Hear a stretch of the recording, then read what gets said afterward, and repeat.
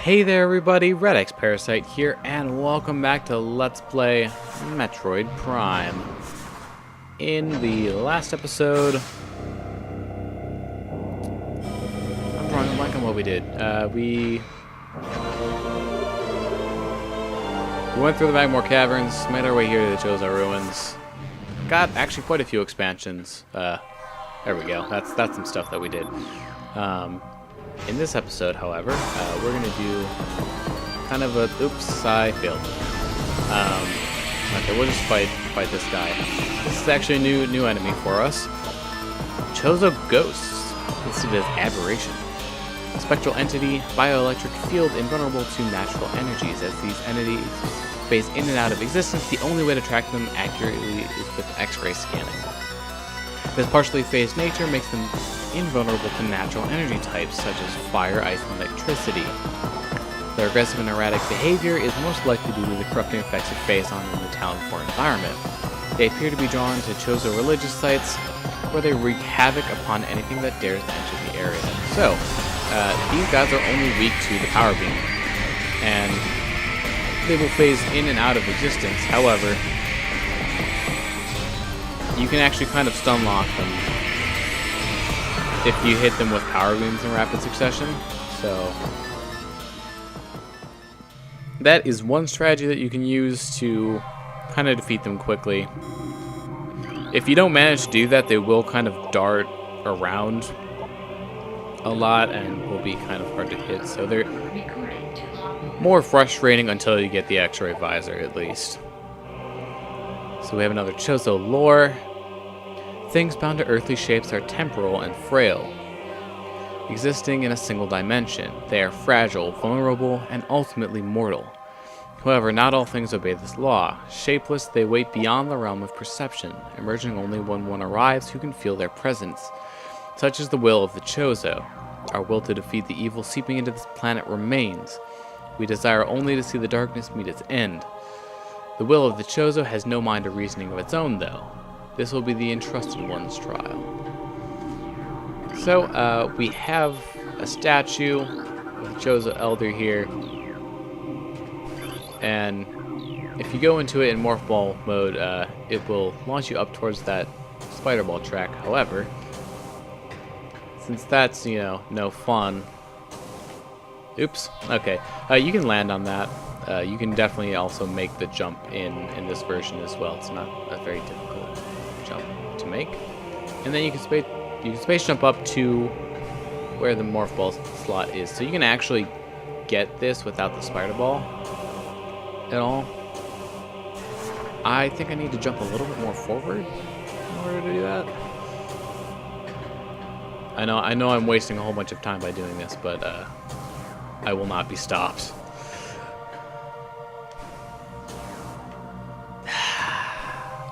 No! I can do this! Maybe I just need to shut up because, that makes you worse. Come on! I'm going to do this! Even if it kills me. Okay, why is this not working? Gah!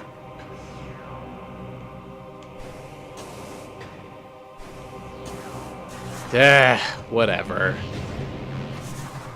It's trying to be cool, and then the game, made me look foolish. Believe me, that is possible.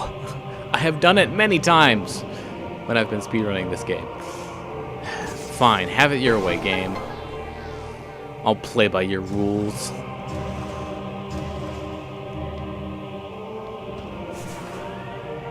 Okay, so we have Morph Ball bomb slots there, but it looks like they're protected. Field covering. This last compresses an energy signal that appears to be affected by cold. This one will be affected by heat, and this one will be affected by electrical energy. So, wave beam, ice beam, plasma beam, they all change this track in different ways, which will cause different results. So for now, we can only do the wave beam one. Also, a fun little thing with this guy right here. If you lay a morph ball bomb right as soon as you morph. Oh, hey, they actually fixed it kind of in this version. In the GameCube version, for some weird reason, the morph ball bomb that you lay will actually be in a radically different location than where you should have morphed. So it looks like they actually fixed it. But the more you know. Let's scan this. That will disable this force field, so we don't have to do that again every time we want to go this way. But for now, we have drainage shut off, maintaining the pool. So if we destroy this covering, the pool will drain. Which, as you can tell, the pool is in the shape of a half pipe. So we'll be able to use that, climb to the top level. We've already scanned these guys, the stone toads. I'm going to try to, once I scan this, yeah, drain cover is destroyed. I'm going to try to do something, see if it works. Oops. So you can get on top of these stone guys and actually stand on them, for one. I can't seem to jump on top of this while I'm on top of this guy. Did they actually remove that? Yeah, I straight up cannot jump. Well, I guess that doesn't work. In the GameCube version, you can stand on top of this guy and you can actually space jump up to that ledge. You don't need to drain the water. You don't need to use the boost ball.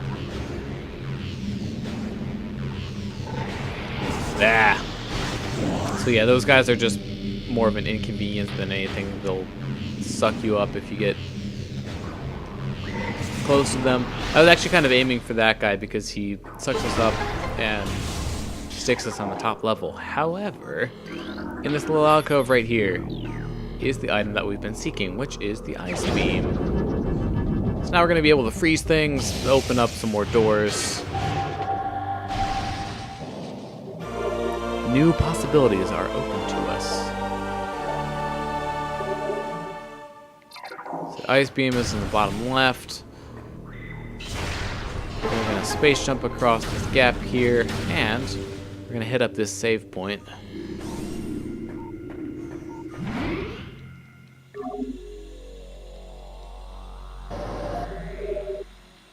And this save point is actually not a dead end. There is a morph ball tunnel behind us, which we will be using. So there's a shiny thing on the wall here. We can't scan it, but trust me, it's shiny. Okay, so we go through this. This is actually an interesting hub right here because there's an elevator right here, and that ice beam door right there also leads to another elevator. However, we can't do anything with that other elevator. We'll be kind of stuck. So, well, not strictly speaking, there is some sequence breaking you can do in order to get around what would normally be preventing us from going that way, but like I said, we're going to be not trying to break the game too much. But for now, I think we've scanned pretty much everything that was in this room. You know, the Zoomers, Geemers, Last Cap, and the Venom Weed. This is probably just saying, oh look, there's a gap that you can go through in the tree's root structure. But there's a missile expansion here. It's pretty hard to miss. So this elevator actually puts us out at the frigate crash site. Now, I don't think there is actually a way to get back up to this door. There might be. In any case, let's try out our ice beam on these guys. So just one shot from the ice beam. You don't even have to. It doesn't even have to be a charge shot, but just one shot from it, boom, they're dead. So we're just gonna jump down here. Got some pirates here. Now we can. There's an ice beam door that's not stopping us from going this direction, but in order to go farther in this direction, we're going to need another suit upgrade, which we don't have yet. So we're actually going to be getting that one next. That is our next objective. I try not to spoil what it was. Where did you go? There were space pirates, or flying pirates here just a second ago. Highly toxic. Analysis indicates that it's phase on. So I believe if you shoot this, it'll blow up. Oh, maybe not. I think it'll hurt you though. Yep. Don't touch that. It's not good for your health. Also, you can see how slow the missile recharging is when you're in the ice beam. Just saying.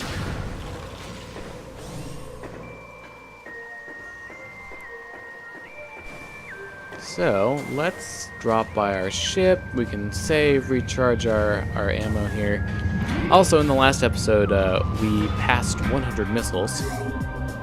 So, that's a cool little milestone.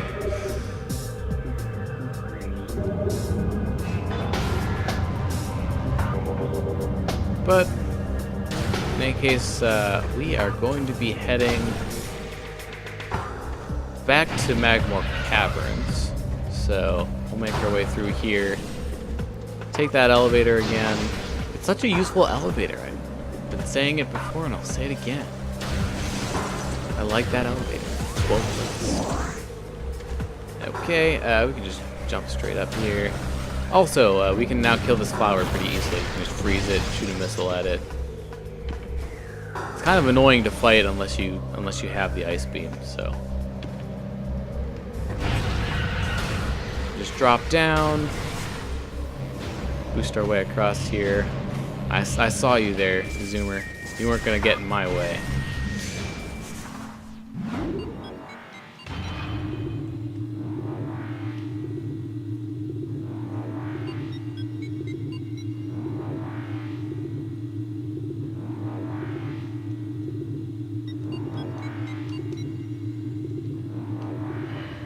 But now we're back here in the Magmore Caverns. We're going to be heading to the left here because it will save us the most time. Basically, you remember that one ice beam door that we saw when we got out of the quarantine cave? Yep, that is where we're headed. Oops. I just managed to screw that up a lot. Go me. Lost about an energy tank and probably about a minute for it. This is why you always make sure that you go far enough on the rails. Come on.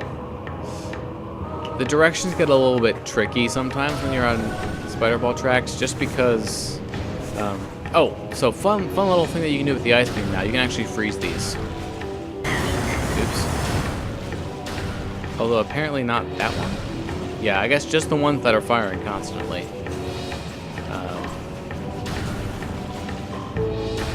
So that's nice. What was I saying? No. The ice beam, as you can see, is quite a bit slower than the other beams. You will actually, for some of the moving targets, you will have to lead your shots, which I actually managed to do quite well. Let's see, do we need the wave beam? Yeah. We'll just kind of stay in the wave beam for now then, because we need it for a lot of these doors.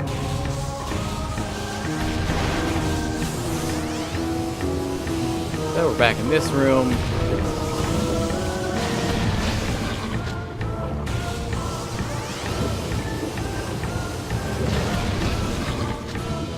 Get past these guys. There aren't any upgrades that we can actually get on the way between here and our next major upgrade. We could go out of our way and get some things, but it's really just not worth our time.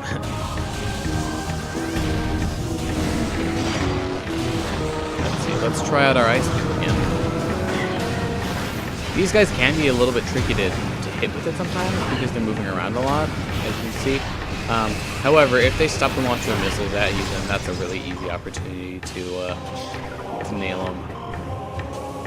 So a fun little thing that you can do with this area right here is actually possible to get up all of these without using the space jump. This one is the hardest of the bunch, which to slide up. You have to slide up this rock face. Oh well, I'm gonna give up. But there you go. That's that. And we are finally at our destination. As far as I know, that is the fastest way to get from the ice beam to our next objective. But we'll finally be breaking some new ground.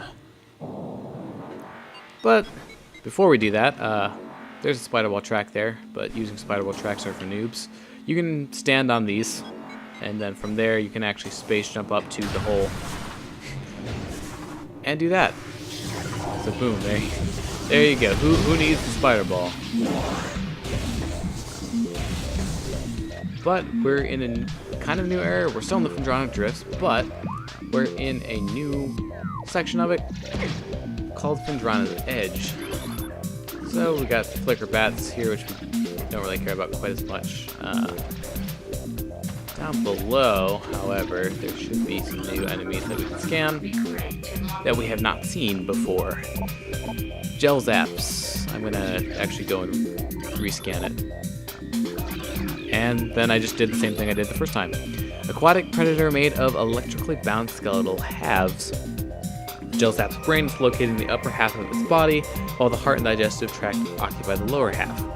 Linked by only electrical impulses, the two halves somehow function effectively enough to launch the Gel Zap to the top of Talon 4's aquatic food chain. So, there you go. I dropped down here. This is actually where we need to go. We're not going to drop down any further, because that would just be a nuisance.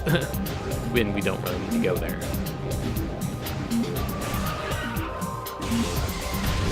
Got an ice beetle here. Oh, we have two. And more scarabs. This is where this area gets really interesting, though. We're going to be encountering some new enemies here, including the Collider, docile airborne creature that I just let go of.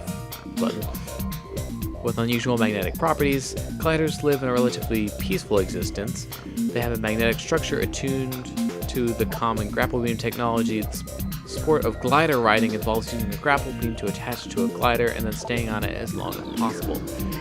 However, the main new enemy that we have here is something that we actually heard about in the Space Pirate base briefly, and that is the Hunter Metroid. Just an adolescent Metroid.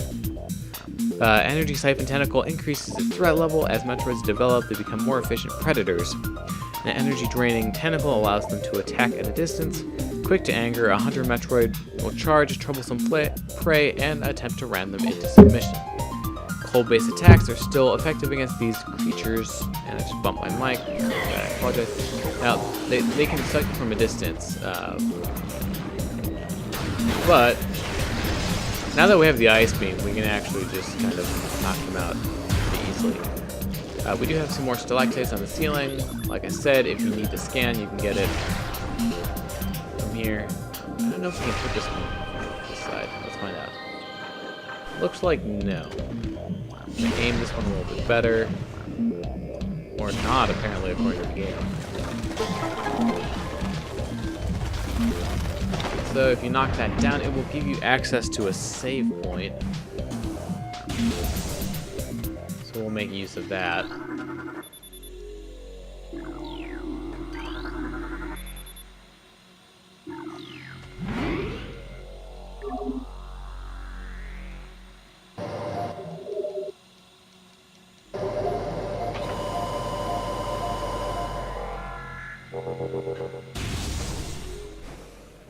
And let's try hitting this one from a little bit closer. The game is incredibly picky about what kind of hitbox this thing has.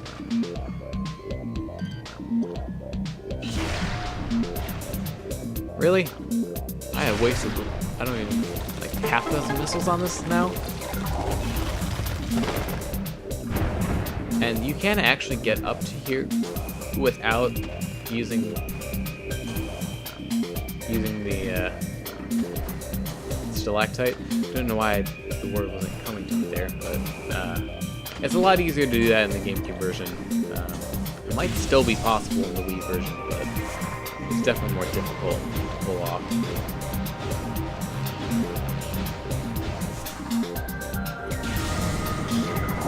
Okay, hello. Nope, I missed. So, this, I believe, is the actual Phendrana's Edge. Yep. For which the track is named after. There is... Let's see. Yeah, there's a door below here, which is our ultimate goal. I'm going to be a little silly here and try to do some things that I'm not supposed to do. That didn't work out quite so well. I'm not sure if I'm going to be able to reach that.